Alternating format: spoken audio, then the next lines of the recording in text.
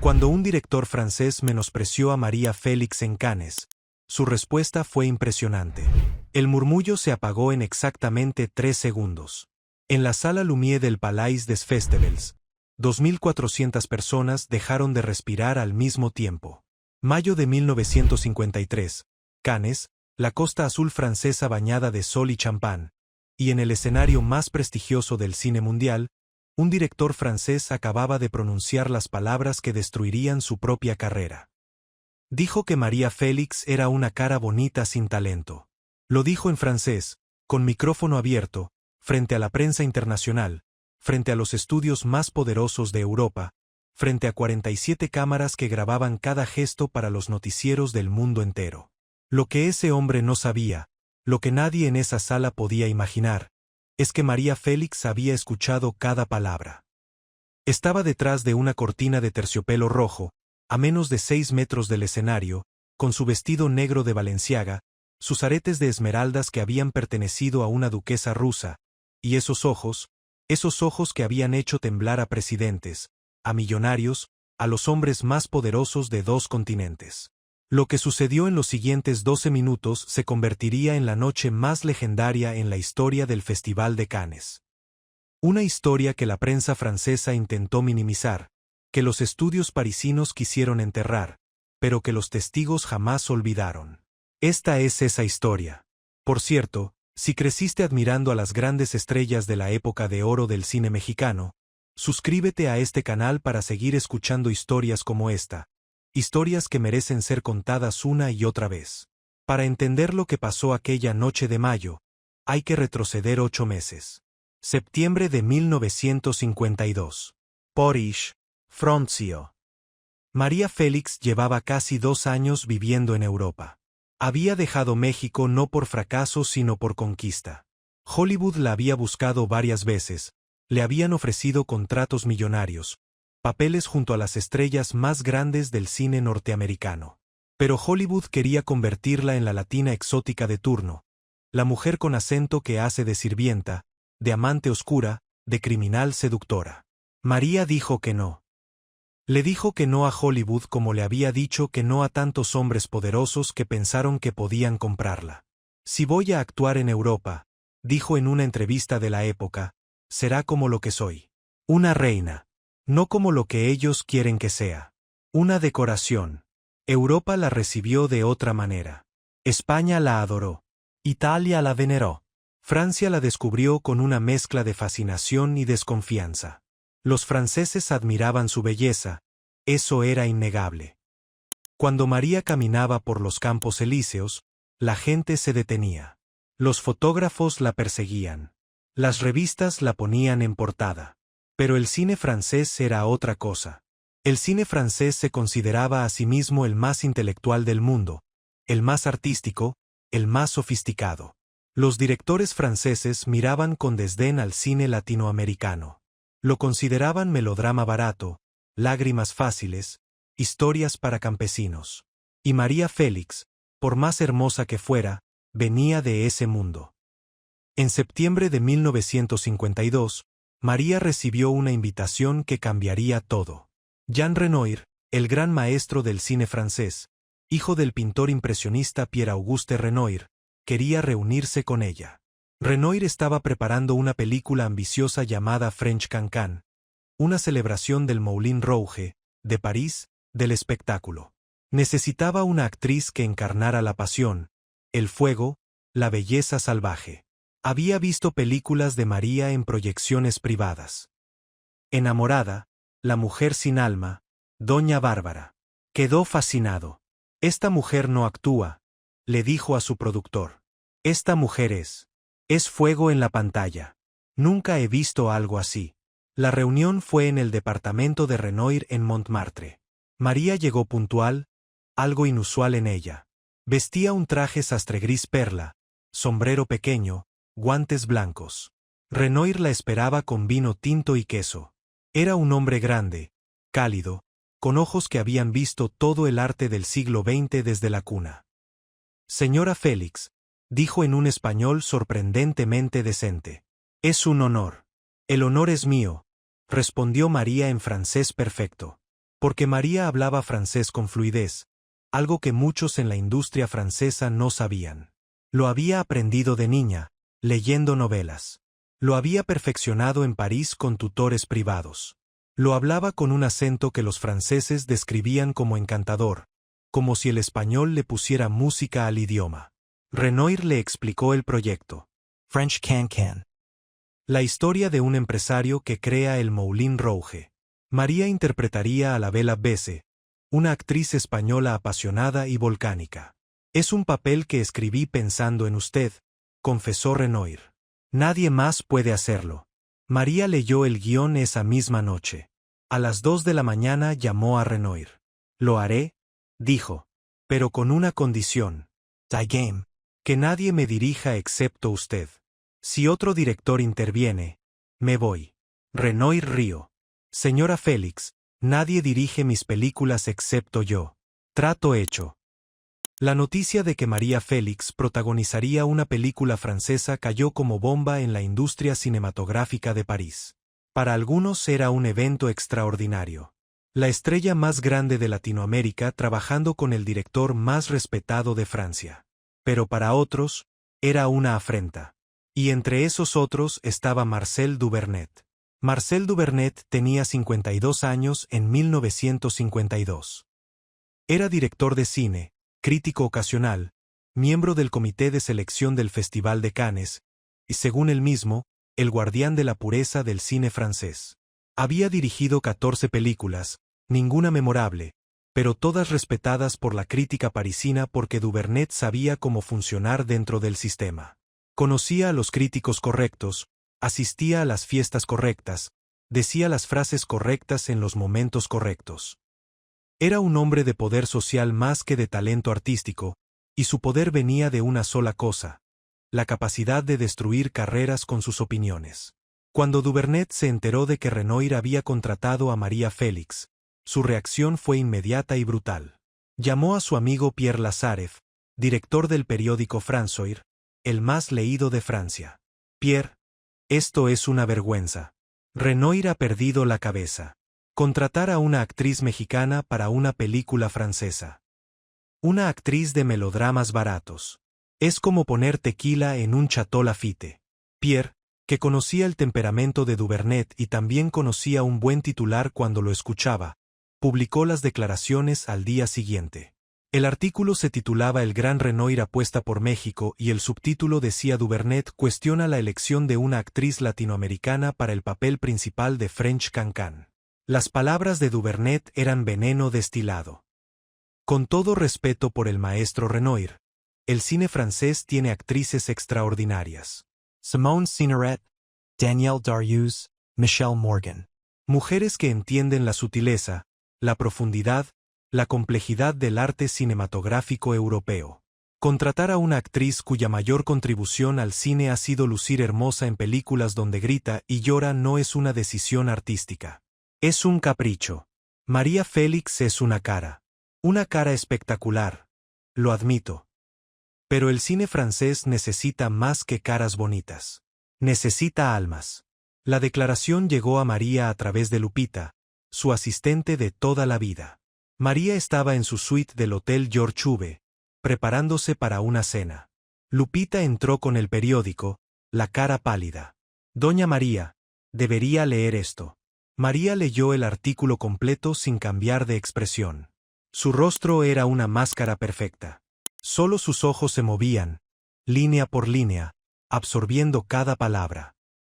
Cuando terminó, dobló el periódico con cuidado, lo puso sobre la mesa. ¿Quién es Marcel Duvernet?, preguntó. Lupita había investigado. Es director de cine, crítico, miembro del comité de Cannes. Tiene influencia en la prensa francesa. María asintió lentamente. Director de cine. ¿Qué películas ha hecho? Lupita mencionó algunos títulos. María no conocía ninguno. Entonces es un hombre que hace películas que nadie recuerda y se atreve a opinar sobre mí. María se levantó, caminó hacia el espejo. Se miró largamente. Su reflejo le devolvía la imagen de una mujer de 38 años en la cumbre de su belleza y su poder. Una mujer que había sobrevivido a un primer marido que le arrebató a su hijo, a directores que la habían subestimado, a un país entero que primero la rechazó y después la adoró.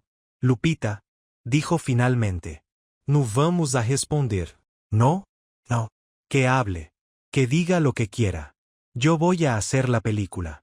Y cuando la vea, va a tragarse cada palabra. Pero Duvernet no se detuvo. Durante los siguientes meses, mientras María filmaba French Cancan bajo la dirección de Renoir, Duvernet escribió artículos, dio entrevistas, habló en radio. Siempre con el mismo tema. El cine francés no necesita importaciones exóticas. María Félix es el símbolo de todo lo que está mal en la industria. La belleza por encima del talento, el espectáculo por encima del arte, la seducción por encima de la verdad. Era obsesivo. Los colegas de Duvernet empezaron a notar que su cruzada contra María iba más allá de la crítica cinematográfica. Había algo personal, algo amargo, algo que no tenía que ver con el cine sino con algo más profundo. Un productor amigo de Duvernet lo confrontó en un café. Marcel, ya basta. Estás obsesionado con esa mujer. No estoy obsesionado. Estoy defendiendo nuestro cine. La estás atacando sin haberla visto actuar en la película de Renoir. No necesito verla actuar. He visto suficiente cine mexicano para saber lo que es. ¿Y qué es? Emoción sin profundidad. Grito sin susurro. Es cine para gente que no sabe leer. El productor lo miró con lástima. Algún día, Marcel, esa mujer te va a responder. Y ese día vas a desear haber mantenido la boca cerrada. Duvernet rió. Es una actriz mexicana. ¿Qué va a hacer? ¿Lanzarme un tequila? Se equivocó. María Félix no lanzaba tequila. Lanzaba verdades. Y sus verdades dolían más que cualquier botella. Mientras Duvernet construía su campaña de desprestigio, María trabajaba. Renoir dirigía French Cancan con la pasión de un hombre que sabía que estaba creando algo especial. Filmaban en los estudios de Joinville, en las afueras de París. El set era una recreación magnífica del Moulin Rouge de 1889. Colores vibrantes, bailarinas, música, energía pura. María llegaba al set todos los días a las 6 de la mañana. Estudiaba su personaje, ensayaba sus escenas, trabajaba con los actores franceses. Al principio, el equipo la miraba con curiosidad distante. La mexicana. La exótica. La cara bonita que Renoir había traído por capricho. Pero algo pasó durante las primeras semanas de filmación que cambió todo. María actuaba con una intensidad que nadie en ese set había visto. Su escena de confrontación con Jean Gabin, el actor más grande de Francia, dejó al equipo en silencio. Renoir gritó corten y se quedó mirando el monitor sin hablar durante un minuto completo. Finalmente dijo, en voz baja, casi para sí mismo, esta mujer es un fenómeno. No he visto nada igual desde Magnani. Jean Gabin, que tenía fama de ser difícil, de no elogiar a nadie, se acercó a María después de la escena. En mi carrera he trabajado con las mejores actrices de Europa, le dijo. Dietrich, Cineret, Morgan. Usted, señora, está a su nivel. No. Está por encima. María lo miró. Sonrió, apenas. Gracias, Jan. Pero no necesito que me lo digas. Ya lo sé. Gabin rió. La modestia no es lo suyo. La modestia es para quienes tienen algo que ocultar, respondió María. La filmación continuó durante 4 meses. Cada semana, las noticias del set llegaban a la prensa. Renoir está eufórico con Félix. Gabin dice que es la mejor actriz con la que ha trabajado. El equipo la adora. Duvernet leía estas noticias con amargura creciente. Propaganda, decía. Renoir está demasiado viejo para ver con claridad. Gabin está encandilado por su belleza. Cuando la película se estrene, todos verán la verdad. Pero la verdad que Duvernet temía no era la que él imaginaba. La verdad era que María Félix era exactamente lo que Renoir había dicho. Un fenómeno. Hubo un momento durante la filmación que nadie olvidó. Era la escena más difícil de la película. María debía cantar en español frente a un público francés dentro de la historia. Renoir quería que la escena capturara algo imposible de describir con palabras. El momento exacto en que un público que no entiende tu idioma empieza a sentir tu alma. La primera toma fue buena. La segunda fue mejor. La tercera fue perfecta. Pero María pidió una cuarta. Renoir la miró confundido. ¿Por qué? Ya tenemos la toma. Porque perfecta no es suficiente, respondió María. Necesito que sea inolvidable. Hicieron la cuarta toma. Cuando María terminó de cantar, nadie en el set se movió. Una de las bailarinas francesas, una chica de 22 años que llevaba semanas tratando a María con frialdad profesional, empezó a llorar. Se acercó a María después.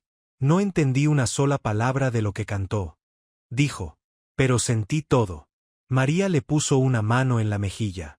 Eso, querida, es el cine. Lo que el idioma no puede decir, el alma lo grita. Esa noche, Renoir llamó a su esposa. Dido, esta mujer va a cambiar mi película. Va a cambiar el cine francés. Va a cambiar cómo Europa ve a Latinoamérica. Y Duvernet, que seguía publicando sus ataques semanales en la prensa, no tenía idea de lo que estaba gestándose en aquel estudio. No tenía idea de que cada artículo suyo, cada declaración despectiva, cada comentario venenoso, estaba construyendo la pira sobre la que él mismo ardería. Porque María leía cada uno de esos artículos. Los guardaba. Los memorizaba. No por rencor. Por precisión. Como un cirujano que estudia la anatomía antes de operar. Sabía exactamente dónde cortar cuando llegara el momento. Mayo de 1953. El Festival de Cannes estaba en plena efervescencia. La 7ª edición del festival más importante del cine mundial. La Croisette hervía de celebridades, directores, productores, periodistas. Los hoteles estaban llenos, los restaurantes desbordados, las fiestas eran legendarias. French Cancan no estaba en competencia oficial ese año porque aún no estaba terminada. La postproducción continuaba. Pero Renoir había aceptado presentar una selección de escenas exclusivas en una gala especial. 15 minutos de la película, los mejores 15 minutos, como aperitivo para el mundo. La gala estaba programada para el 8 de mayo, en la Sala Lumière. 2,400 butacas. Todas vendidas. La expectación era enorme. La prensa francesa cubría el evento como si fuera un estreno presidencial. María Félix en Cannes. La mexicana que conquistó a Renoir. La mujer que dividió al cine francés. El día anterior a la gala, Duvernet dio una conferencia de prensa. No fue convocada como conferencia de prensa, fue una mesa redonda sobre el futuro del cine francés, organizada por la revista Cahiers du Cinéma. Pero Duvernet la secuestró. Aprovechó su turno para soltar lo que había guardado durante meses. Mañana por la noche, dijo, frente a 30 periodistas y una docena de cámaras, veremos los primeros fragmentos de la nueva película de Renoir. Una película que debería ser una celebración de Francia, de nuestro arte, de nuestra cultura. Pero que en cambio es una capitulación. Una rendición ante lo exótico, lo superficial, lo latino. María Félix no es una actriz. Es un producto de marketing. Es una imagen hermosa sobre un vacío artístico absoluto. El cine mexicano la convirtió en estrella porque en México bastaba con ser hermosa y gritar para ser considerada artista. Pero estamos en Francia. Aquí exigimos más. Aquí exigimos alma. Un periodista levantó la mano. Señor Duvernet, ¿no cree que debería ver la película antes de juzgarla? Duvernet sonrió con la arrogancia de quien cree que nunca se equivoca. No necesito ver la película para saber que una actriz que ha construido toda su carrera sobre melodrama no puede de repente actuar con la profundidad que exige Renoir. Es como pedirle a un mariachi que toque Debussy. Puede intentarlo, pero el resultado será una parodia. Risas nerviosas. Algunos periodistas intercambiaron miradas incómodas. Otros tomaban notas frenéticamente. Esto era material explosivo. Un director francés declarándole la guerra a María Félix la noche antes de su presentación en Cannes. Lo que Duvernet no sabía era que una periodista mexicana, Carmen Báez, corresponsal del periódico Excelsior en Europa, estaba en la sala. Carmen grabó cada palabra. Esa noche llamó a Lupita. Lupita, Necesito hablar con doña María. Es urgente. María tomó el teléfono. Carmen le leyó las declaraciones de Duvernet completas, palabra por palabra. El silencio al otro lado de la línea era glacial. Cuando Carmen terminó, María habló. Su voz era tranquila, demasiado tranquila, como la superficie de un mar antes de la tormenta. Carmen, gracias por llamar. ¿Qué va a hacer, doña María? Carmen, ¿sabes cuál es el error más grande que puede cometer un hombre? ¿Cuál? Subestimar a una mujer que ya decidió qué va a hacer. María colgó. Esa noche no durmió. Lupita la encontró a las 4 de la mañana sentada en el balcón de su suite en el Carlton, mirando el mar Mediterráneo. La brisa nocturna movía apenas su cabello. Un cigarrillo francés se consumía entre sus dedos. Señora, debería descansar. Mañana es un día importante. Mañana es el día más importante de mi vida en Europa, corrigió María. Y voy a necesitar algo. ¿Qué necesita? Mi vestido negro de Balenciaga. Los aretes de esmeraldas. Y una copa de champán antes de salir. Nada más. ¿No quiere preparar algo? ¿Un discurso? María la miró. Lupita, yo nunca preparo discursos. Yo preparo entradas. 8 de mayo de 1953. Cannes despertó bajo un sol perfecto. La Croisette brillaba como si la hubieran pulido para la ocasión. Los yates en el puerto mecían sus banderas de una docena de países. La gente empezaba a congregarse frente al Palais des Festivals desde temprano. Todos querían ver quién llegaba, quién vestía qué, quién miraba a quién. María Félix pasó el día en su suite. No concedió entrevistas. No salió a pasear. No apareció en ningún almuerzo ni cóctel. Estaba desaparecida. Los periodistas preguntaban por ella. ¿Dónde está la mexicana? ¿Vendrá esta noche? ¿Ha leído las declaraciones de Duvernet? Lupita respondía a todos lo mismo. La señora Félix estará en la gala. Es todo lo que puedo decir. Dentro de la suite, María se preparaba con la meticulosidad de un general antes de la batalla. Baño largo, perfume, crema. Cada gesto era un ritual. Se sentó frente al tocador y se maquilló ella misma. Nunca dejaba que nadie más lo hiciera. Decía que maquillarse era como ponerse una armadura. Cada capa de base era protección. Cada trazo de delineador era una espada. Los labios rojos eran su estandarte de guerra. A las 7 de la tarde estaba lista. El vestido negro de Balenciaga se ajustaba a su cuerpo como si hubiera sido cosido sobre su piel. Los aretes de esmeraldas captaban la luz y la devolvían en destellos verdes que hipnotizaban. Su cabello negro recogido en un moño alto que alargaba su cuello, ya de por sí largo y elegante. Lupita la miró y sintió lo que sentía cada vez que veía a María lista para salir. Un escalofrío. No de miedo, de reverencia. ¿Cómo se ve? Preguntó María mirándose al espejo. Como si fuera a declarar la guerra, respondió Lupita. Perfecto, dijo María. Porque eso es exactamente lo que voy a hacer. La limusina la dejó frente al Palais des Festivals a las 8:15 de la noche. La gala empezaba a las 8:30. Llegó deliberadamente tarde, lo suficiente para que todos estuvieran ya sentados, lo suficiente para que su entrada fuera un evento en sí mismo. Cuando bajó de la limusina, los fotógrafos perdieron la compostura. El flash de las cámaras era una tormenta eléctrica.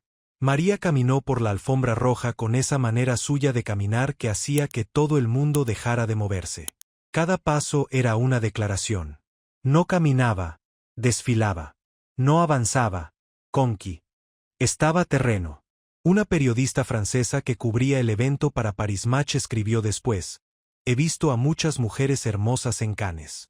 He visto a Ava Gardner, a Grace Kelly, a Ingrid Bergman. Pero nunca vi a nadie caminar como María Félix esa noche. No era belleza. Era poder. Era la certeza absoluta de que cada ojo en ese lugar le pertenecía. Entró al Palais. Los pasillos estaban vacíos porque todos estaban ya en la sala. Sus tacones resonaban en el mármol como un metrónomo. Un ujier la guió hacia la sala, pero María se detuvo antes de entrar. Necesito un momento, dijo. El ujier asintió y se retiró. María se quedó sola detrás de las cortinas de terciopelo rojo que separaban el vestíbulo de la sala principal. Desde ahí podía escuchar el murmullo de 2400 personas. Podía sentir la energía de la sala, la expectación, la curiosidad, el morbo. Respiro profundo. Y entonces escuchó algo que la detuvo en seco. Era la voz de Duvernet. El hombre estaba en el escenario, micrófono en mano. Había sido invitado a presentar la gala como parte del comité del festival. Debería haber sido una presentación protocolar, breve, neutra. Pero Duvernet no era un hombre neutro. Señoras y señores, decía su voz amplificada por los altavoces. Esta noche tenemos el privilegio de ver los primeros fragmentos de la nueva obra del maestro Jean Renoir. French Cancan promete ser una celebración visual del espíritu francés. Sin embargo, debo ser honesto con ustedes como siempre lo he sido. Hizo una pausa dramática. Tengo reservas sobre algunas decisiones de casting. El cine francés siempre ha sido territorio de actrices extraordinarias. Mujeres que entienden la sutileza, la complejidad, la profundidad que nuestro público exige. Incluir en una película de esta envergadura a una actriz cuya formación proviene del melodrama latinoamericano es, en mi opinión y la de muchos colegas, un riesgo innecesario. María Félix es sin duda una mujer extraordinariamente bella. Nadie lo niega. Pero la belleza sin la profundidad artística que exige el cine francés es simplemente una postal bonita. Y nosotros, señoras y señores, no hacemos postales. Hacemos arte. Un murmullo recorrió la sala.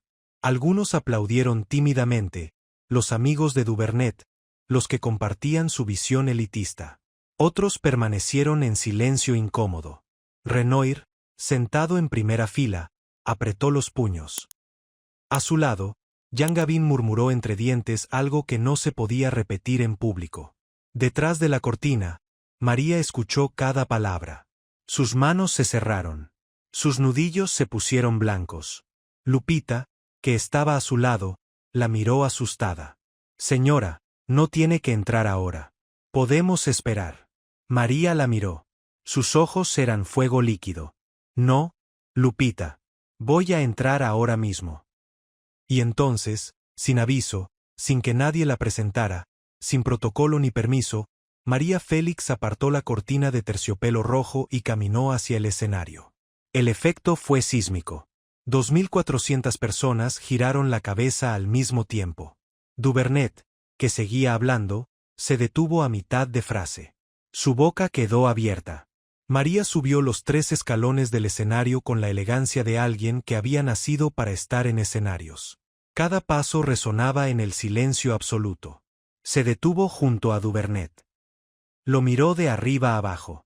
Duvernet era un hombre pequeño, delgado, con lentes gruesos y un traje que le quedaba ligeramente grande. Al lado de María, con sus tacones, su vestido de Balenciaga, sus esmeraldas, parecía un funcionario de oficina que se había equivocado de sala. Señor Duvernet, dijo María. Su voz llenó la sala sin esfuerzo. No gritaba. No necesitaba gritar.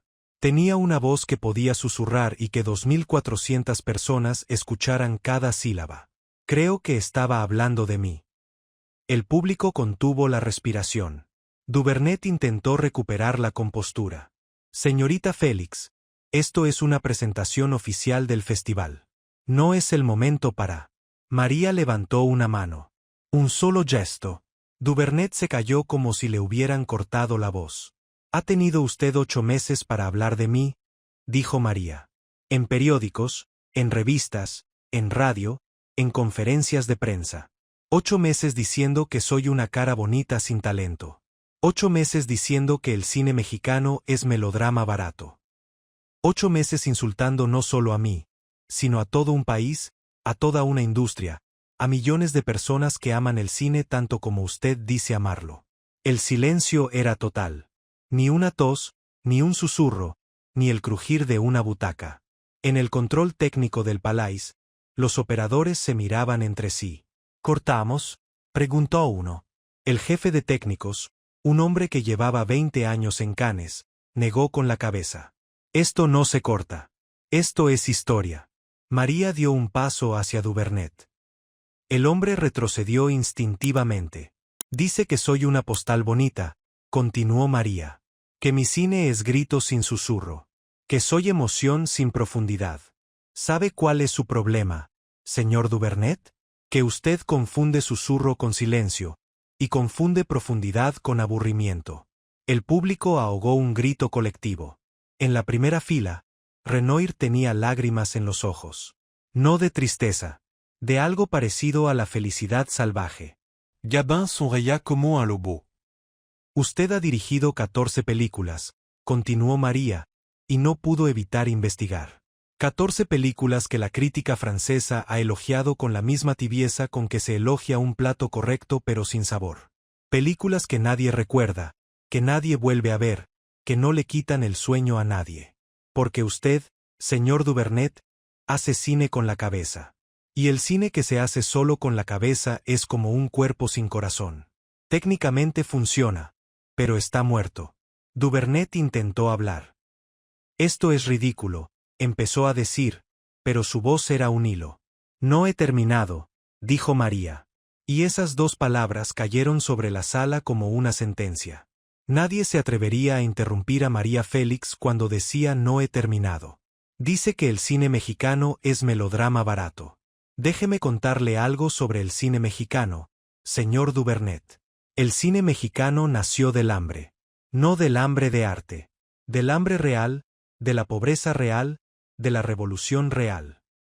Nuestros actores no estudiaron en conservatorios parisinos. Aprendieron a actuar en la vida, en el dolor, en la pérdida.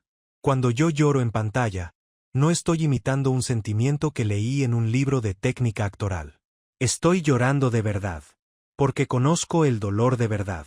Conozco el hambre. Conozco la humillación. Conozco lo que se siente cuando te arrebatan a tu hijo. Su voz se quebró apenas, una fracción de segundo, y volvió a ser acero. Eso no es melodrama, señor Duvernet. Eso es verdad. Y la verdad siempre será más profunda que la técnica. El público empezó a reaccionar. Algunos asentían. Otros tenían los ojos húmedos. Una actriz francesa, joven, que estaba en las filas de atrás, empezó a aplaudir suavemente. Otros se unieron. No era una ovación todavía, era un reconocimiento, un acompañamiento. María lo notó pero no se detuvo. Usted dice que la belleza sin profundidad es una postal, continuó. Estoy de acuerdo. Pero usted asumió que mi belleza era todo lo que tenía. Asumió que porque soy hermosa no puedo ser inteligente. Que porque soy latina no puedo ser artista. Que porque vengo de México no puedo entender a Francia. Hizo una pausa. Déjeme decirle algo, señor Duvernet. Yo hablo su idioma mejor que usted habla el mío. Yo he leído a Balzac, a Flaubert, a Prost en su lengua original. Yo he cenado con Jean Cocteau, quien me dijo, y cito textualmente, María, esa mujer tan hermosa que hace daño. Yo he posado para Diego Rivera, que me definió como un ser monstruosamente perfecto. Yo he rechazado a Hollywood no una, sino 3 veces, porque no estaba dispuesta a ser reducida a un estereotipo. Hice eso mucho antes de que usted supiera mi nombre. Se acercó a Duvernet hasta que estaban a menos de 1 metro de distancia. El hombre sudaba. Su frente brillaba bajo las luces del escenario. Su labio inferior temblaba. ¿Y sabe qué más hice, señor Duvernet? Hice algo que usted nunca ha logrado con sus 14 películas olvidables. Hice que millones de personas se sentaran frente a una pantalla y no pudieran moverse. Hice que lloraran, que gritaran, que amaran, que odiaran. Hice que sintieran. Porque eso es lo que hace el verdadero cine. No impresionar a los críticos. No ganar premios. Hacer sentir. Y si usted no entiende eso, entonces usted no entiende nada del cine. Nada. El aplauso estalló. No gradual, no tímido. Fue una detonación. 2.400 personas poniéndose de pie al mismo tiempo. El sonido era ensordecedor. Las paredes del Palais vibraban. En la primera fila, Renoir aplaudía con lágrimas corriéndole por las mejillas. Gabin golpeaba su asiento con las manos. Directores, actores, productores, periodistas, todos de pie, aplaudiendo a una mujer mexicana que acababa de hacer lo que nadie en la historia de Cannes había hecho antes. Responder en público, en el escenario más importante del cine mundial, al hombre que había intentado destruirla. Pero María no había terminado. Levantó la mano.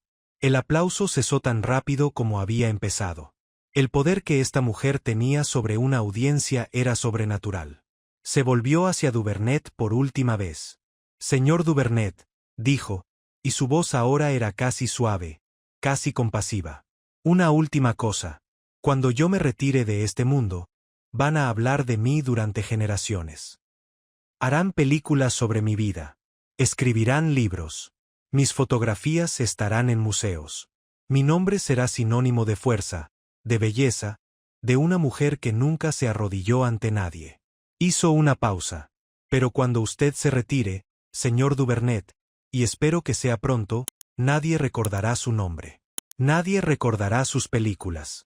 Lo único por lo que será recordado es por haber sido el hombre que intentó menospreciar a María Félix en Cannes y fracasó espectacularmente». Y con eso, se giró hacia el público, hizo una reverencia breve, elegante, digna de una emperatriz, y caminó hacia las escaleras del escenario. En la primera fila, Renoir se puso de pie y le extendió la mano para ayudarla a bajar. María la tomó. «Maestro», le dijo, «ahora sí pueden ver su película». Renoir rió entre lágrimas. «María, usted es más emocionante que cualquier película que yo pueda hacer». Las luces se apagaron. La pantalla se encendió. Los primeros 15 minutos de French Cancan comenzaron a proyectarse. Y desde el primer fotograma, desde la primera escena de María en pantalla, quedó claro que Duvernet no solo estaba equivocado.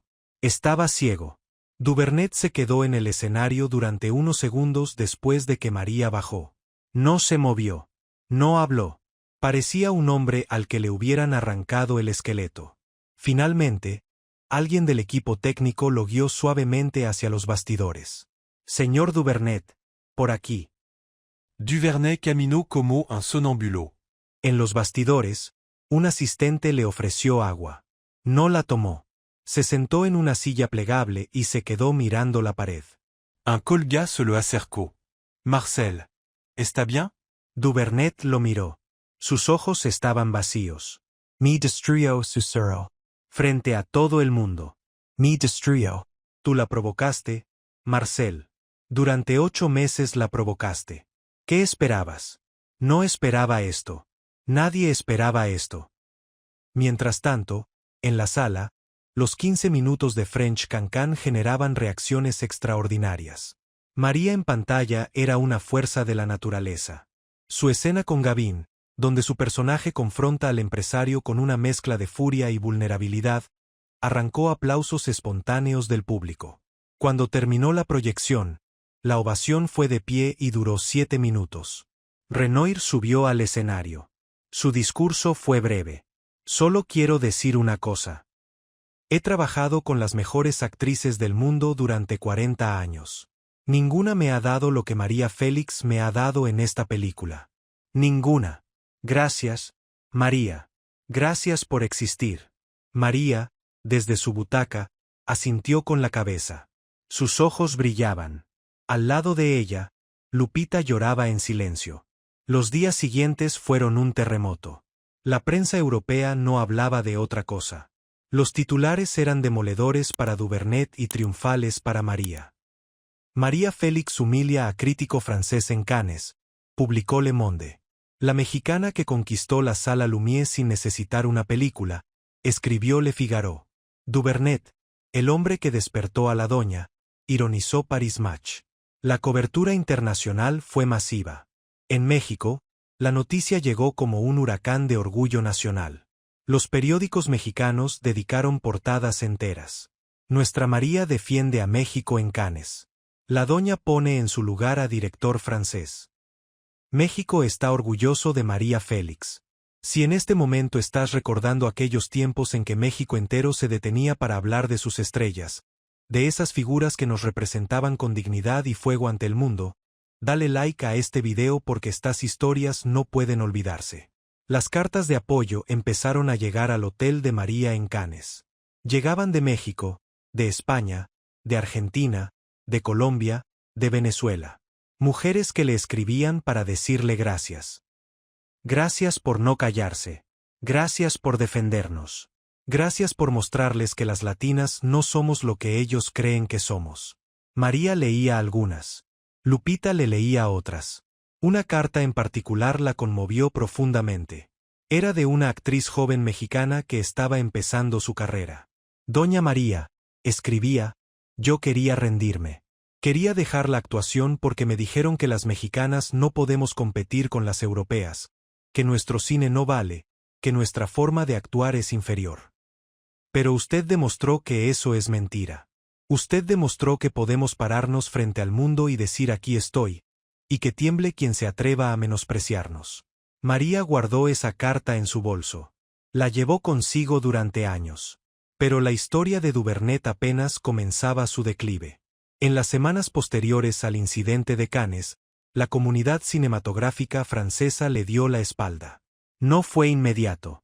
Fue gradual, como una marea que se retira dejando expuestos los restos. Primero fueron los directores. Nadie quería ser asociado con Duvernet. Sus opiniones sobre María Félix habían sido expuestas no como crítica legítima sino como prejuicio puro, xenofobia disfrazada de elitismo artístico. Otros directores franceses empezaron a distanciarse públicamente.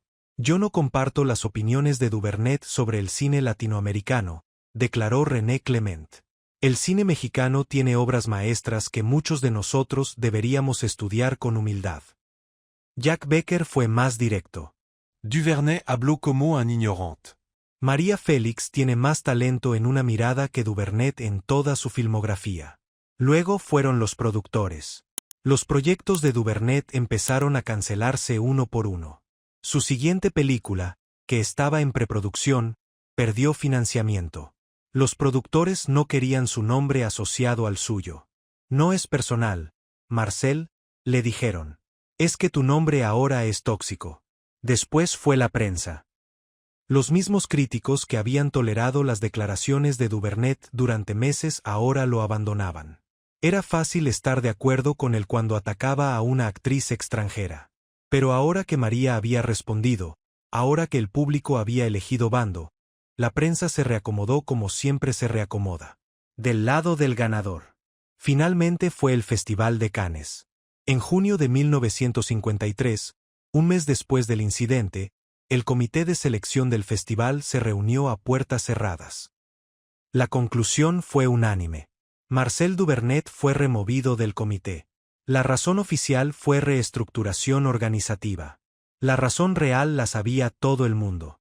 Había usado el escenario de Cannes para atacar a una artista invitada. Había convertido una presentación oficial en un ataque personal. Había avergonzado al festival frente a la prensa internacional. Duvernet nunca volvió a Cannes. No como miembro del comité, no como director, no como invitado. Las puertas del Palais des Festivals se cerraron para él esa noche de mayo y nunca se volvieron a abrir. Sus últimas películas, dos cintas rodadas con presupuestos mínimos en 1955 y 1957, pasaron sin pena ni gloria por las salas parisinas. Los críticos que antes lo elogiaban por tibieza ahora lo ignoraban por completo. El silencio era peor que el ataque. Porque el silencio significaba que ya no importaba. Un colega que lo visitó en su departamento en 1958 lo encontró rodeado de recortes de prensa sobre María Félix. Los tenía pegados en las paredes, subrayados, anotados. Era una habitación dedicada a la mujer que lo había destruido. Marcel, le dijo el colega, esto no es sano. Necesitas dejar esto atrás. Duvernet lo miró con ojos hundidos. No puedo. Cada vez que enciendo la televisión, ahí está ella. Cada vez que abro una revista, ahí está. Cada vez que alguien menciona Cannes, mencionan esa noche. Yo era alguien antes de ella. Ahora soy el hombre que María Félix destruyó. Eso es todo lo que soy. El colega salió de aquel departamento sabiendo que Duvernet nunca se recuperaría. Algunos hombres pueden sobrevivir al fracaso. Algunos incluso pueden sobrevivir a la humillación. Pero muy pocos pueden sobrevivir a ser olvidados después de haber sido el centro de atención por las razones equivocadas. Mientras tanto, María seguía brillando. Después de French Cancan, España le ofreció papeles extraordinarios. Italia la buscó. Hollywood volvió a llamar, esta vez con ofertas más respetuosas. María aceptó algunos proyectos europeos, rechazó otros, siempre bajo sus propias condiciones. Nunca un papel que la redujera. Nunca un personaje que no estuviera a su altura. Si quieres que esos recuerdos de las grandes estrellas de nuestra época de oro sigan vivos, comparte este video con alguien que también creció admirándolas.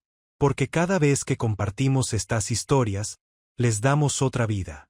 En 1954, French Cancan se estrenó oficialmente. Fue un éxito monumental. La crítica la aclamó como una de las grandes obras de Renoir. Y María Félix, la actriz mexicana que supuestamente no entendía el cine francés, fue elogiada universalmente. Su interpretación fue descrita como magnética, como incendiaria, como la revelación más deslumbrante del cine europeo de la década.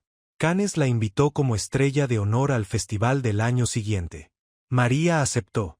Caminó por la misma alfombra roja, entró al mismo Palais, se sentó en la misma sala Lumière. Pero esta vez nadie cuestionó su presencia. Esta vez todo el mundo sabía exactamente quién era María Félix y lo que era capaz de hacer. 3 años después del incidente, en 1956, un periodista del New York Times viajó a París para entrevistar a María. Estaba preparando un artículo largo sobre las actrices más influyentes del cine mundial. La entrevista fue en el departamento de María en París, un lugar espectacular lleno de arte, de flores, de libros en 4 idiomas.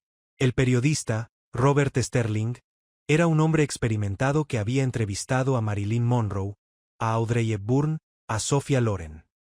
Pero admitió después que ninguna entrevista lo había intimidado tanto como la de María Félix. No porque fuera hostil. Al contrario.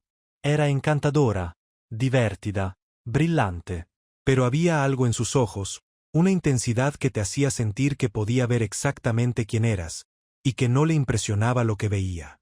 Señora Félix, le preguntó Sterling, el incidente de Cannes con Duvernet. ¿Fue planeado o fue espontáneo? María encendió un cigarrillo. Sonrió. ¿Usted qué cree? Creo que fue espontáneo, pero que usted ya estaba preparada. María rió. Los periodistas americanos son más inteligentes que los franceses. Sí y no. No planeé lo que iba a decir. No escribí un discurso. Pero sabía que algo iba a pasar esa noche. ¿Cómo lo sabía? Porque conozco a los hombres como Duvernet. Hombres que necesitan menospreciar a otros para sentirse grandes. Sabía que no podría resistir la tentación de atacarme una vez más.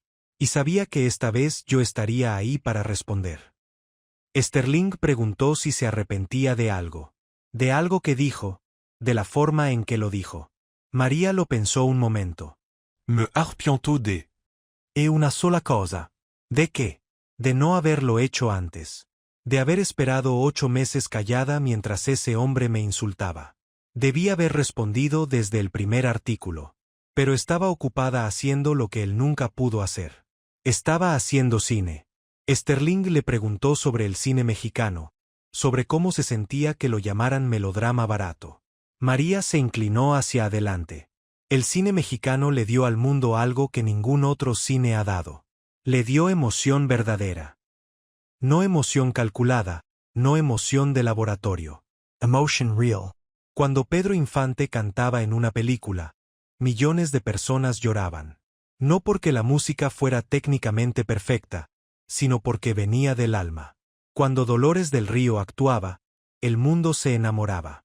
No porque usara técnicas de escuelas europeas, sino porque era auténtica. Hizo una pausa. El cine que no te hace sentir nada no es cine. Es un ejercicio técnico. Y yo no hice una carrera en el cine para hacer ejercicios técnicos.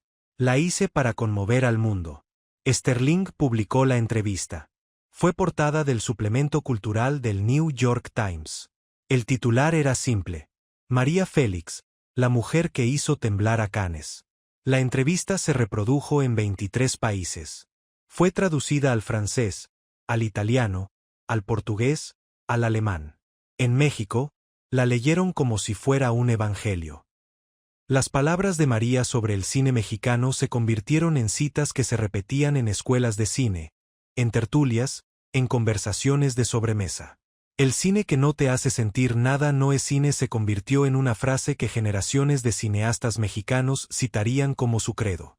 Años después, cuando le preguntaron a Arturo Ripstein, uno de los grandes directores mexicanos de las décadas siguientes, cuál era su filosofía del cine, respondió con 3 palabras: hacer sentir, como María. Pero quizás lo más importante de aquella entrevista fue algo que Sterling no publicó. Algo que María le dijo cuando las grabadoras estaban apagadas, cuando ya no era la doña sino simplemente una mujer hablando con honestidad en su sala. Sterling lo reveló décadas después en sus propias memorias. Le pregunté si la noche de Cannes había sido el momento más importante de su vida, escribió Sterling. María se quedó pensando mucho tiempo. Finalmente dijo no. El momento más importante de mi vida fue cuando me levanté una mañana siendo una niña pobre de Álamos, Sonora, y decidí que nunca iba a aceptar ser menos de lo que podía ser. Todo lo demás, incluida esa noche en Cannes, fue consecuencia de esa decisión. Para quienes recuerdan aquellos años, para quienes crecieron escuchando las historias de la época de oro, para quienes vieron a María Félix en la pantalla y sintieron que el mundo era más grande y más hermoso por su existencia, esta historia es un recordatorio de lo que fuimos y de lo que podemos volver a ser. Pero la verdadera revelación sobre aquella noche en Cannes vino años después, mucho después, cuando todos los protagonistas ya habían envejecido o muerto. Y vino de la persona más inesperada. En 1987, Marcel Duvernet publicó sus memorias. Tenía 87 años. Estaba enfermo. Sabía que le quedaba poco tiempo. El libro se llamaba Mis errores y fue publicado por una editorial pequeña que nadie conocía. Se vendieron menos de 3.000 copias. Nadie lo leyó excepto algunos cinéfilos obsesivos y una periodista argentina que estaba escribiendo una biografía de María Félix. La periodista, Elena Gracia, encontró en el libro un capítulo titulado La noche que perdí todo. En ese capítulo, Duvernet confesaba algo que cambiaba toda la historia. No atacaba a María Félix por su cine, confesó. La atacaba por algo mucho más personal, mucho más patético, mucho más humano. En 1951, un año antes de que la campaña de desprestigio comenzara, Duvernet había conocido a María en una fiesta en París. Fue en la casa de Jean Cocteau. Duvernet vio a María y quedó paralizado. Nunca en mi vida había visto a una mujer así, escribió. Era como mirar directamente al sol. Sabías que te haría daño, pero no podías apartar la vista. Esa noche, envalentonado por el champán, Duvernet se acercó a María. Le dijo que era admirador de su trabajo. Le dijo que le gustaría dirigirla en una película. María lo escuchó con cortesía. Sonrió. Y le dijo algo que Duvernet nunca olvidó. Señor, no conozco su trabajo. Cuando haga usted una película que merezca mi tiempo, hablamos. Y se fue. Se dio vuelta y se fue, escribió Duvernet. Como si yo no existiera. Como si mis 14 películas no existieran. Como si mi carrera entera fuera invisible. Esa noche, en su departamento, Duvernet lloró de rabia. No de tristeza. De rabia. Una rabia que se convirtió en obsesión. Si María Félix lo consideraba invisible, él la haría visible de la peor manera posible. La atacaría en público, destruiría su reputación en Francia, haría que todo el mundo supiera que María Félix no era más que una cara bonita de un país irrelevante. Era venganza, admitió en sus memorias. Pura venganza personal disfrazada de crítica cinematográfica. Ella me rechazó y yo no pude soportarlo. No pude soportar que una mujer me hiciera sentir insignificante. Así que intenté hacerla sentir insignificante a ella. Y fracasé. Fracassé espectacularmente. La confesión era demoledora. 34 años de mentiras se derrumbaban en un capítulo. La gran cruzada de Duvernet por la pureza del cine francés nunca había sido sobre cine. Había sido sobre un ego herido. Sobre un hombre pequeño que no pudo aceptar que una mujer lo mirara y no viera nada que valiera la pena. Elena Gracia publicó su descubrimiento en un artículo que fue reproducido por decenas de medios. Duvernet confiesa que su guerra contra María Félix fue venganza personal. La reacción fue inmediata. Lo que antes se veía como un debate artístico legítimo ahora se revelaba como mezquindad pura. Los que habían apoyado a Duvernet en su momento se sintieron usados. Los que habían dudado de María se avergonzaron. El artículo de Elena Gracia fue leído en México con una mezcla de indignación y vindicación.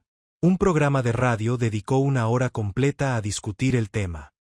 Los invitados, actores y directores mexicanos que habían vivido la época de oro, compartieron sus propias experiencias con el desdén europeo. Todos teníamos historias parecidas, dijo un actor veterano.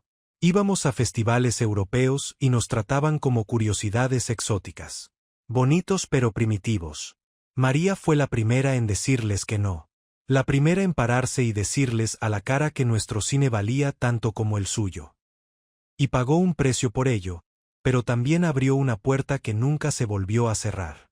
Si estás escuchando esto y recordando aquellos tiempos en que el cine mexicano era sinónimo de grandeza, de pasión, de historias que te hacían llorar y reír en la misma función, déjame un comentario. Porque esos recuerdos son un tesoro que no podemos dejar que se pierda. Cuando le preguntaron a María sobre las memorias de Duvernet, ella tenía 73 años. Seguía siendo imponente. El tiempo la había tratado con la deferencia que se le debe a las reinas. Su respuesta fue breve y devastadora. Ya lo sabía, dijo. Desde el primer artículo supe que no era sobre cine. ¿Cómo lo supo? Porque un hombre que realmente ama el cine nunca habla así de otro artista. Solo un hombre herido habla con tanto veneno. Y María Félix conocía a los hombres heridos.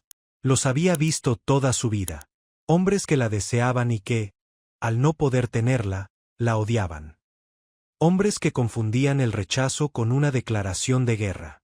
Hombres que creían que destruirla era la única forma de recuperar lo que ella les había quitado al no darse cuenta de que existían. Duvernet murió en 1989. Su obituario en Le Monde fue de 3 párrafos. Director de cine francés, miembro del Comité de Cannes de 1948 a 1953. Conocido principalmente por su enfrentamiento público con la actriz mexicana María Félix en el Festival de Cannes de 1953. 3 párrafos para resumir 89 años de vida. 3 párrafos donde su nombre solo importaba porque estuvo ligado al de ella. En México, la noticia apenas se mencionó. Un periódico pequeño publicó una nota breve. Murió Marcel Duvernet, el director francés que insultó a María Félix. Nadie en México recordaba su filmografía. Nadie en México había visto una sola de sus películas. Solo sabían que era el hombre que había cometido el error de meterse con la doña. Es triste, le dijo Lupita a María cuando se enteraron. Un hombre que vivió 89 años y solo será recordado por 12 minutos. María no respondió de inmediato. Miró por la ventana de su casa en Polanco. La Ciudad de México se extendía frente a ella, inmensa, caótica, hermosa. No es triste, dijo finalmente. Es justo. Pasó su vida tratando de destruir a otros. Ahora los otros son todo lo que queda de él. Si quieres que te recuerden por algo bueno, haz algo bueno. Él eligió hacer algo malo y la memoria es justa con sus elecciones. Hay un detalle de aquella noche en Cannes que nadie conoció hasta décadas después. Un detalle que las cámaras no captaron, que los periodistas no vieron, que solo 2 personas presenciaron. Cuando María bajó del escenario aquella noche de mayo de 1953, después de destruir a Duvernet frente a 2.400 personas, después de los aplausos, después de las luces apagándose para la proyección, caminó hacia los bastidores con pasos firmes. Pasó junto a Renoir, que la felicitó. Pasó junto a Gavin, que le besó la mano. Pasó junto a decenas de personas que querían estrechar su mano, tocarla, como si algo de su poder pudiera transferirse por contacto. Sonrió a todos. Asintió a todos. Caminó con la espalda recta y la cabeza en alto hasta llegar a un pasillo vacío detrás del escenario. Y ahí, donde nadie podía verla excepto Lupita, se detuvo. Se recargó contra la pared. Y sus piernas empezaron a temblar. Lupita corrió a su lado. «Señora, ¿qué le pasa?» «Estoy temblando», susurró María. Su voz era irreconocible. No la voz de la mujer que acababa de hacer callar a 2400 personas. La voz de una niña asustada. «Llevo temblando desde que subí al escenario». «Pero no se notó», dijo Lupita. «Usted fue perfecta». María negó con la cabeza. «No fui perfecta. Fui aterradora. Pensé que me iba a desmayar. Pensé que me iba a quedar muda frente a todos. Pensé que mi voz iba a fallar y que todo el mundo vería que la gran María Félix era una mujer aterrorizada frente a un hombre que la odiaba». Lupita la abrazó. Pero no pasó nada de eso. María respiró profundo, varias veces, tratando de controlar el temblor.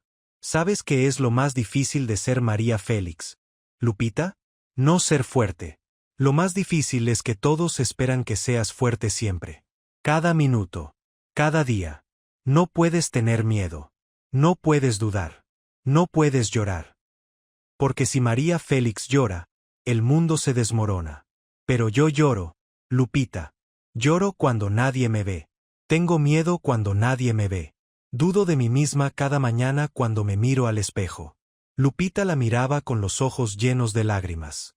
Entonces, ¿por qué lo hizo? ¿Por qué subió al escenario? Porque alguien tenía que hacerlo, dijo María. Porque si yo no me defendía esta noche, estaba diciendo que Duvernet tenía razón. Que las mexicanas somos menos. Que nuestro cine es inferior. Que nuestra forma de sentir no vale tanto como la de ellos.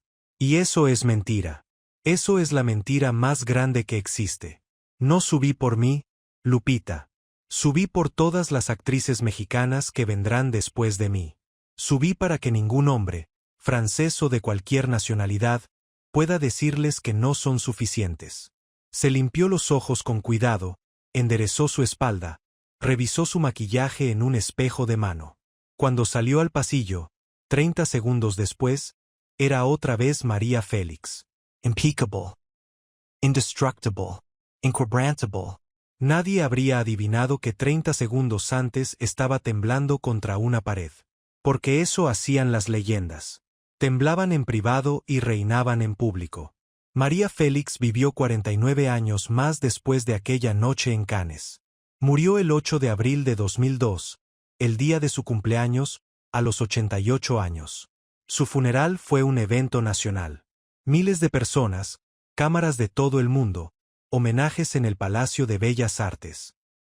La enterraron con sus joyas favoritas, con fotografías de sus películas, con recuerdos de una vida que fue más grande que cualquier película. En 2018, 65 años después de aquella noche, la restauración en 4K de Enamorada, una de sus películas más icónicas, fue presentada en el Festival de Cannes. Martin Scorsese personalmente supervisó la restauración.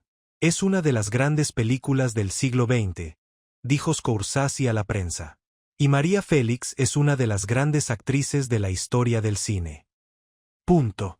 No del cine mexicano. No del cine latinoamericano. Del cine. María Félix volvió a Cannes, no en persona, pero sí en espíritu, en celuloide, en la memoria de un festival que nunca la olvidó. Algunos de los asistentes más viejos recordaban aquella noche de 1953. Un crítico jubilado de 91 años que había estado en la Sala Lumière aquella noche contó su recuerdo a un periodista joven. «Llevo 65 años asistiendo a Cannes», dijo. «He visto miles de películas, he presenciado cientos de momentos memorables. Pero nada, absolutamente nada, se compara con lo que vi aquella noche cuando María Félix subió al escenario. No era una actriz enfrentando a un crítico.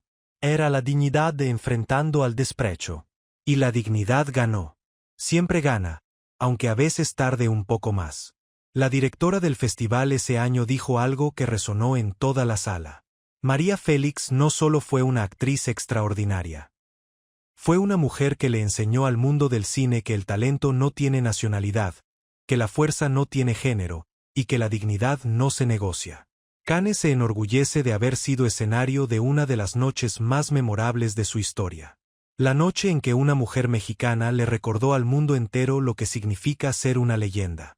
Esa noche, después de la proyección de Enamorada Restaurada, el público se puso de pie durante 9 minutos. Aplaudían a una pantalla vacía. Aplaudían a una mujer que ya no estaba pero que seguía siendo la presencia más poderosa de la sala. Porque eso era María Félix. Podía llenar un lugar sin estar en él. Podía hacer temblar a un hombre sin tocarlo. Podía conquistar un país sin disparar una sola bala. Solo con su voz, con su mirada, con la certeza absoluta de que nadie en este mundo tenía derecho a hacerla sentir menos. Esa certeza no nació en Cannes. Nació en Álamos, Sonora, en una niña que miraba las estrellas y se prometía que algún día el mundo la miraría a ella. Nació en cada rechazo que superó, en cada puerta que derribó, en cada hombre que le dijo que no podía y al que demostró que sí podía. Nació en el dolor de perder a su hijo, en la soledad de las noches en países extranjeros, en la furia silenciosa de saber que la juzgaban por ser mujer, por ser mexicana, por ser demasiado hermosa, demasiado fuerte, demasiado todo. María Félix no nació leyenda. Se hizo leyenda, día a día, decisión a decisión, batalla a batalla. Y Cannes fue solo una de esas batallas. Quizás la más espectacular. Quizás la más recordada. Pero no la primera ni la última. Es curioso cómo funcionan las leyendas. Duvernet dedicó 8 meses a intentar destruir a María. Escribió artículos, dio entrevistas, habló en conferencias. Usó todo su poder, toda su influencia, todos sus contactos. Y todo lo que logró fue hacerla más grande. Porque cada ataque que María sobrevivía la hacía más fuerte. Cada insulto que respondía la hacía más legendaria. Cada hombre que intentaba derribarla solo conseguía elevarla más alto. María Félix no ganó esa noche en Cannes por sus palabras. Ganó por lo que representaba. Representaba a cada mujer que alguna vez fue menospreciada por su origen. A cada artista que fue juzgado antes de ser visto. A cada persona que tuvo que pararse frente al mundo y decir yo soy suficiente. No necesito tu aprobación, no necesito tu permiso, no necesito que me valides. Yo sé quién soy. Y eso es más de lo que tú puedes decir. Dicen que en Cannes, en la Sala Lumière, hay una placa pequeña, discreta, cerca de la puerta lateral por donde María entró aquella noche. No es oficial. Nadie sabe quién la puso. Dice simplemente aquí entró María Félix, mayo de 1953. Y debajo, en letra más pequeña, el verdadero cine no impresiona a los críticos, conmueve al mundo. Algunos dicen que la placa la puso un empleado del Palais que estuvo ahí esa noche. Otros dicen que fue un cinéfilo mexicano que viajó especialmente para dejarla. Otros más dicen que nunca existió, que es solo una leyenda más de las muchas que rodean a María Félix. Pero como toda leyenda de María Félix, no importa si es real. Importa lo que significa. Importa que alguien, en algún lugar, quiso recordar aquella noche para siempre. Quiso que todo el que pasara por esa puerta supiera que ahí, en ese lugar exacto, una mujer mexicana de 38 años, con un vestido negro de Balenciaga, aretes de esmeraldas y una voz que podía detener el tiempo, le demostró al mundo entero que la grandeza no se mide en idiomas, en nacionalidades, en escuelas de actuación ni en la aprobación de hombres pequeños con egos frágiles. La grandeza se mide en una sola cosa. En el valor de ser quien eres, sin permiso, sin disculpas, sin miedo. Bueno, con miedo. Pero sin dejar que el miedo gane. Como María. Como la doña. Como la mujer que tembló detrás del escenario y reinó sobre él. Porque la valentía nunca fue la ausencia de miedo. Fue la decisión de actuar a pesar de él. Y esa noche, en Cannes, frente a 2.400 personas, frente a las cámaras del mundo, frente a un hombre que quiso destruirla, María Félix tomó esa decisión. Y el mundo nunca fue el mismo. Hay algo que las generaciones más jóvenes no entienden sobre lo que significaba María Félix para México. No era solo una actriz. Era un escudo. En una época en que el mundo miraba a México con condescendencia, en que ser latinoamericano en Europa significaba ser menos, María era la prueba viviente de que eso era mentira. Cada vez que caminaba por una alfombra roja, cada vez que entraba a un restaurante en París, cada vez que un fotógrafo gritaba su nombre en Roma o en Madrid, estaba diciendo algo sin palabras. Estaba diciendo México existe, México importa, y si no lo creen, mírenme a mí. Las mujeres de su generación lo entendían. Las abuelas que crecieron viéndola en el cine de barrio los domingos, esas abuelas que planchaban sus mejores vestidos para ir a ver a la doña en la pantalla grande, ellas sabían lo que María representaba. Era la demostración de que una mujer mexicana podía pararse frente al mundo y no solo competir sino dominar. Era la prueba de que la belleza, la inteligencia, la fuerza y la dignidad podían vivir en una misma persona. Era el sueño hecho realidad de toda una nación que necesitaba desesperadamente un símbolo de grandeza. Y eso es lo que nos dejó aquella noche en Cannes. No solo una anécdota memorable. Nos dejó la certeza de que cuando el mundo intenta hacernos pequeños, tenemos el derecho, la obligación, de pararnos y decir no. ¿Alguna vez alguien te menospreció por tu origen, por tu edad, por tu forma de ser? ¿Cómo respondiste? Cuéntamelo en los comentarios.